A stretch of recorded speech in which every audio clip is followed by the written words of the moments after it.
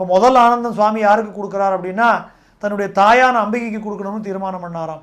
பார்வதி ஹிருதயானந்தம் சாஸ்தாரம் பிரணமாமியகம்.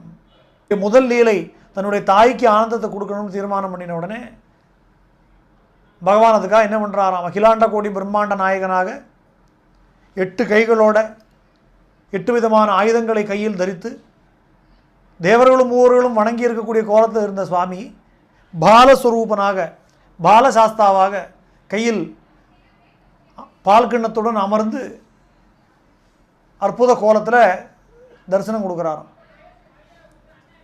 பகவானுடைய இந்த கோலத்தை பார்த்த உடனே தேவர்கள் எல்லாம் நம்முடைய குலம் எத்தனை பாக்கியம் செய்தது அப்படின்னு சொல்லி ஆனந்தப்பட்டார்களாம். அடுத்த நொடி பகவான் மறுபடியும் ஒரு குழந்தையாக மாறி ஒரு சாதாரண பச்சிளம் குழந்தை எப்படி பாலுக்கு அழுமோ அதுபோல் பாலுக்காக அழக்கூடிய ஒரு லீலையை நடத்தினாராம். அப்போ அங்கே இருக்கக்கூடிய அத்தனை தேவமங்கையர்களும் இந்த குழந்தை பாலுக்காக பசிக்காக அழுகிறதே நம்ம என்ன பண்ணுறதுன்னு தெரியாமல் தவித்து இருக்கக்கூடிய ஒரு நிலை உண்டாச்சு. ஆனால் இந்த குழந்தையுடைய தாய் யாரோ அந்த அம்பிகைக்கு இந்த குழந்தையை கண்டவுடன் ஆனந்தம் பொங்கியதான்.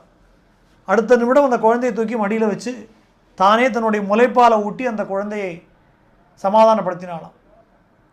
இதுக்கு பின்னர் இருக்கக்கூடிய நுட்பம் என்ன அப்படின்னா, ஹரிஹரபுத்திரன்னு தான் நம்ம சுவாமியை சொல்கிறோம். ஹரியாக இருக்கக்கூடிய மகாவிஷ்ணு, ஹரனாக இருக்கக்கூடிய சிவபெருமான். ஆனால் உண்மையில் உள்ளுக்குள் அந்தர்யாமியாக இருக்கக்கூடிய சக்தி அந்த ஆதிபராசக்தி. அந்த அன்னை அவளுடைய பேர் வெளியில் வரலையே, பராசக்தியோட புத்திரனாக தான் அறியப்படணுமே, தன்னுடைய தாய்க்கு அந்த ஸ்தானத்தை கொடுக்கணுமே அப்படிங்கிறதுக்காக பகவான் பசித்தது போல ஒரு லீலையை நடத்தினாராம். அப்போ அந்த குழந்தைக்கு பால் ஊட்டியதன் மூலமாக இவள்தான் இந்த குழந்தைக்கு தாய் அப்படிங்கிற பேர் அம்பிகைக்கு உண்டாச்சு.